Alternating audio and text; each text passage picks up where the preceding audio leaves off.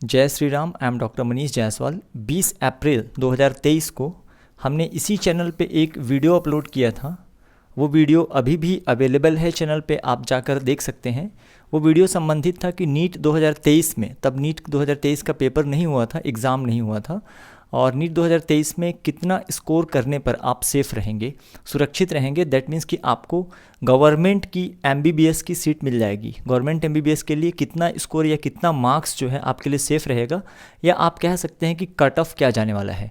अभी नीट 2024 का जो एग्ज़ाम है 5 मई को होने वाला है, और हो सकता है जब ये वीडियो आप देख रहे हों तो आपके पास काफ़ी समय है, 2 से ढाई महीने का समय है कि आप अपने स्ट्रेटजी को, अपने प्लान को, जैसा भी आप प्रिपरेशन कर रहे हैं उसको थोड़ा बहुत चेंज करके आप कट ऑफ स्कोर से ज़्यादा स्कोर कर सकें, एक सिक्योर मार्क्स।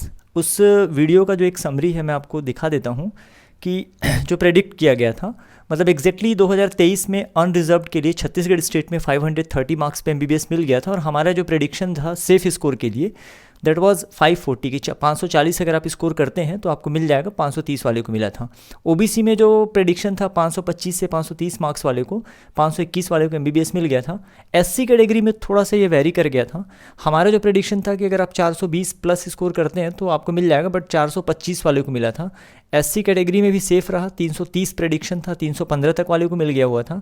और EWS में भी थोड़ा सा डिफरेंस आया था। हमने कहा सोचा था कि 400, मतलब जो भी हमारा कैलकुलेशन था, क्योंकि बहुत सारे फैक्टर्स पे ये डिपेंड करता है कि फाइनली कितने लोगों को किस मार्क्स पे मिलने वाला है। मैं यहाँ रैंक की बात नहीं कर रहा हूँ, मार्क्स की बात कर रहा हूँ। 470 हमारा प्रेडिक्शन था, बट 473 मार्क्स वाले को मिला था। मैं अभी भी आपको ये सजेस्ट करूँगा, फर्स्ट ऑफ ऑल वीडियो को आप लोग पूरा देखा करें, समझने की कोशिश करें कि किस तरीके से आपको स्कोर करना है, क्योंकि ये हम भविष्य में क्या होने वाला है उसको प्रेडिक्ट कर रहे हैं। तो और भविष्य को कोई जानता नहीं है, तो किस सिचुएशन में आपको कितना स्कोर करना होगा, उन सारी चीज़ों को आपको अच्छे से समझ के देखना होगा, है ना। पेपर अभी हुआ नहीं है, पर पहले बताने का जो उद्देश्य है, इसलिए क्योंकि लास्ट ईयर जब हमने बताया था तो एग्ज़ाम के लिए 15 दिन बचे थे। इस साल मैंने कहा जब आप ये वीडियो देख रहे होंगे तो आपके पास 2 से ढाई महीने का समय होगा, तो आप अपने प्रिपरेशन स्ट्रेटजी को चेंज कर सकते हैं, बदल सकते हैं। तो पहले चीज़ों को ये समझिए, क्योंकि ये सब अभी जो हैं, इतने जो भी फैक्टर्स हमने यहाँ पे लिखे हुए हैं उसमें से कुछ चीज़ें रिवील हो चुकी रहती हैं एग्ज़ाम तक, और कुछ चीज़ें होनी बाकी रहती हैं। सबसे पहले जो सबसे बड़ा इम्पैक्ट डालने वाला है this year, that is syllabus. 2000 अगर हम लोग 22-23 सेशन से कंपेयर करें तो 2024 में तीनों सब्जेक्ट में, फिजिक्स, केमिस्ट्री और बायोलॉजी में सिलेबस जो है रिड्यूस हुआ है। नीट का जो सिलेबस है रिड्यूस हुआ है, और इसका डेफिनेटली एक बड़ा इम्पैक्ट पड़ता है। कंटेंट जो है आपको कम पढ़ना है, तो बट ऑब्वियस है कि स्टूडेंट ज़्यादा बेटर तरीके से परफॉर्म करेंगे। तो सिलेबस रिड्यूस होने से डेफिनेटली अगर कट ऑफ जो होता है ये बढ़ जाता है ना।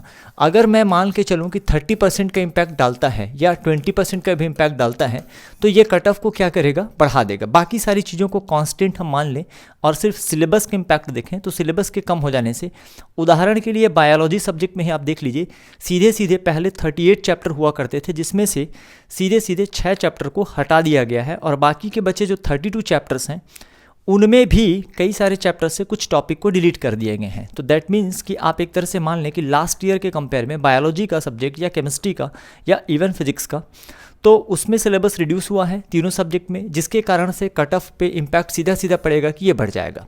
खास करके उन बच्चों के लिए जिनके मार्क्स बाउंड्री लाइन पे आते हैं, उनके लिए ये काफ़ी हेल्पफुल हो सकता है कि वो अपने प्रिपरेशन की स्ट्रेटजी को थोड़ा अच्छे से चेंज करें, ताकि वो बाउंड्री लाइन से ऊपर स्कोर कर सकें।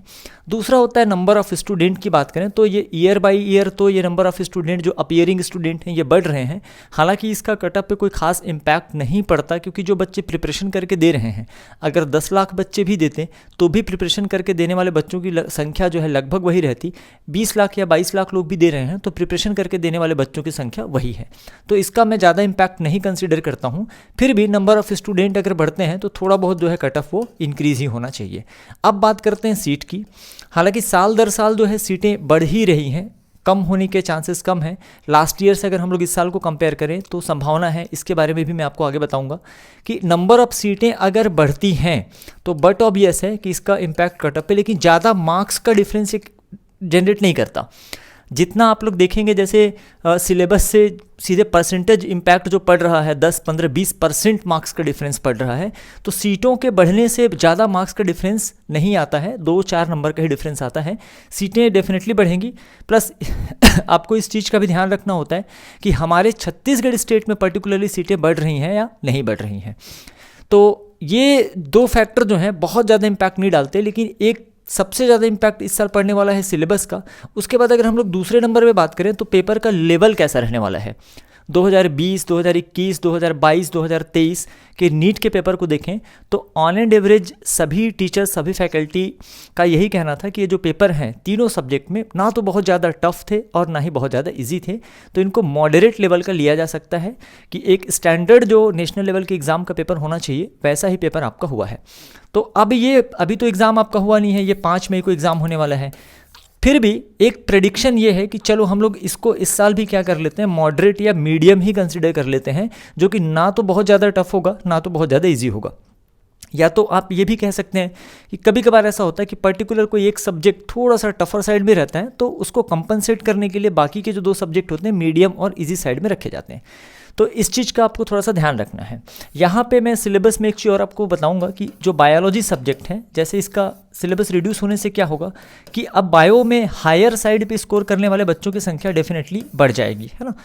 कई बच्चे यहाँ से वीडियो को स्किप करेंगे और सीधे ये जानना चाहेंगे कि नीट 2024 का हम कट ऑफ देख लेते हैं, हम उतना ही स्कोर करके आएंगे, उसके बाद फिर सारा ब्लेम हम सर के ऊपर डाल देंगे कि भाई आपने तो कहा था कि इतना नंबर कट ऑफ जाने वाला है, हमने इतना स्कोर किया लेकिन हमको MBBS की सीट नहीं मिली। बहुत सारे फैक्टर होते हैं बच्चों, उनको समझना होता है। तो अभी हम बात करें पेपर के लेवल की, और एक्सपेक्टेड है ना, हमारा एक्सपेक्टेशन यही है कि मीडियम या मॉडरेट लेवल का ही पेपर आएगा, जिससे कि कट ऑफ पे पर्टिकुलरली बहुत ज़्यादा इम्पैक्ट नहीं पड़ेगा। अब यहाँ पे छत्तीसगढ़ स्टेट में जो रिजर्वेशन का पेंच लास्ट ईयर भी फंसा हुआ था, दिस ईयर भी अभी डिक्लेयर नहीं है पूरी तरह से, यहाँ पे इसका इम्पैक्ट बहुत ज़्यादा पड़ता है, क्योंकि यहाँ पे रिजर्वेशन या तो स्टेट कोटा का 50% दिया जाएगा या तो स्टेट कोटा का 58% दिया जाएगा। अब इससे होता ये है कि अगर 50% रिजर्वेशन दिया जाता है और सीटों की संख्या उतनी ही रहती है जितनी लास्ट ईयर थी, मतलब नए किसी भी मेडिकल कॉलेज को कोई परमिशन नहीं मिलता या कोई नया मेडिकल कॉलेज नहीं खुलता है, तो उस कंडीशन में अनरिजर्व्ड की जो सीटें हैं उनका रेशियो घट जाता है और ST की सीटों का माफ़ करिएगा 50% रिजर्वेशन देने पे अनरिजर्व की सीटें हैं वो बढ़ जाती हैं और ST कैटेगरी की सीटें जो होती हैं वो घट जाती हैं। इन दोनों पे ही सबसे ज़्यादा इम्पैक्ट पड़ता है, क्योंकि अगर 50% रिजर्वेशन दिया जाता है तो उस केस में ST की सीटें थोड़ी सी रिड्यूस हो जाती हैं, अनरिजर्व की बढ़ जाती हैं। इसका उल्टा अगर 50%, 58%, 58% का रिजर्वेशन अगर दिया जाता है छत्तीसगढ़ में, तो उस केस में अनरिजर्व की सीटें घटती हैं और ST की सीटें बढ़ जाती हैं। OBC, EWS और SC की जो सीटें हैं लगभग अप्रभावित रहती हैं। इसका मतलब ये नहीं है 2-4 सीटों का डिफरेंस आता है, मैं सीट की बात कर रहा हूँ, लेकिन आप उसको लगभग है ना अप्रभावित मान सकते हैं। वैसे भी एक ही मार्क्स पे बहुत सारे बच्चे रहते हैं। अगर हम लोग बात करें MBBS सीटों की छत्तीसगढ़ स्टेट में, तो यहाँ पे जो चल रहा है बात, इस पर मैं आऊँगा, है ना। एक वीडियो डेफिनेटली थोड़ा सा लंबा होने वाला है ना, 2 पार्ट में मे बी पॉसिबल कि इसे बनाना पड़े। तो यहाँ अभी तक जितने गवर्नमेंट मेडिकल कॉलेज हैं जो 2023 में थे और उन पे ऐसा मान लेते हैं कि इस साल भी उन सबको परमिशन मिलेगा, अनटिल अनलेस कि किसी का 0 ईयर ना हो जाए। उसके अलावा जांजगीर चांपा में, कबीरधाम कवर्धा में और मनेंद्रगढ़ में और दंतेवाड़ा में गवर्नमेंट मेडिकल कॉलेज खुलने की बात चल रही है। इसके साथ ही न्यू रायपुर में भी एक गवर्नमेंट मेडिकल कॉलेज खुलने की बात चल रही है। तो अगर इनमें से सभी जगह खुल जाते हैं, 5 जगह हैं, तो कम से कम 100 से 125 सीटें लगभग, है ना, या मिनिमम साइड में भी लेके चलते हैं तो 50 से 60 सीटें पर कॉलेजेस आपको मिल जाएंगे। तो सीटों के बढ़ने से बट ऑब्वियस है कट ऑफ जो है कम हो जाएगा, लेकिन इसका इम्पैक्ट 3 से 4 नंबरों का ही रहता है, क्योंकि जो कट ऑफ मार्क्स होता है, जो बाउंड्री लाइन होता है, सपोज कर लेते हैं कि जैसे 540 नंबर मैं ले रहा हूँ अनरिजर्व के लिए, तो इस 538 से लेके 545 के बीच में बहुत सारे बच्चे रहेंगे। मतलब ये वो मार्क्स रेंज है जिस पे और डिटेल से डिस्कशन करेंगे हम, जहाँ पे काफ़ी सारे बच्चे रहते हैं। तो सीटों के बढ़ने से भी कट ऑफ कोई 20-25 नंबर ड्रॉप नहीं होता है, उसका इम्पैक्ट भी 2-4 नंबरों तक ही लिमिटेड रह जाता है ना। इसके अलावा प्राइवेट कॉलेज की अगर बात करें तो छत्तीसगढ़ में ऑलरेडी 3 प्राइवेट मेडिकल कॉलेजेस हैं, राइट जिनमें एडमिशन लास्ट ईयर भी हुआ था एंड प्रोबेबिलिटी है कि दिस ईयर भी इनमें एडमिशन होगा ही, जो कि Shankaracharya institute of medical science Bhilai का है, इसके अलावा जो Balaji institute of medical science Raipur में है और रिम्स रायपुर जो ऑलरेडी रन हो रहे हैं।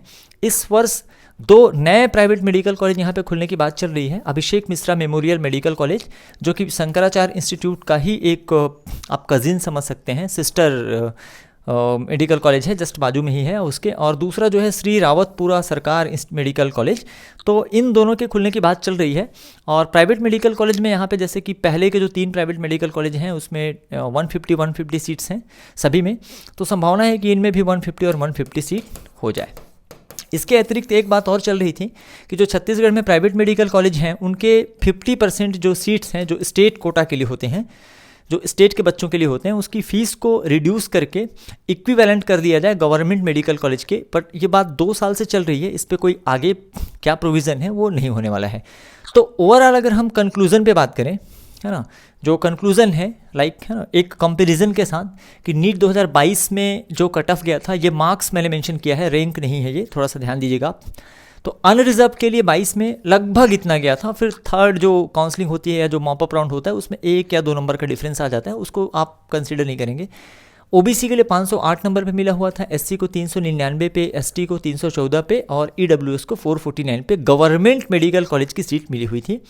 उसके अलावा फिर 2023 में देखिए एमबीबीएस की सीटें बढ़ी, कुछ नए मेडिकल कॉलेजेस को परमिशन मिला, साथ ही साथ जो पुराने मेडिकल कॉलेज थे लाइक पंडित जैन मेडिकल कॉलेज हो गया, रायगढ़ हो गया, तो यहाँ पे सीटों की संख्या को इंक्रीज़ किया गया है, जिसकी बात अभी भी चल रही है कि इस वर्ष जिनको लास्ट ईयर बढ़ाना था नहीं बढ़ा पाए थे, तो वहाँ पे भी सीटों की संख्या को क्या किया जाएगा, बढ़ाया जाएगा।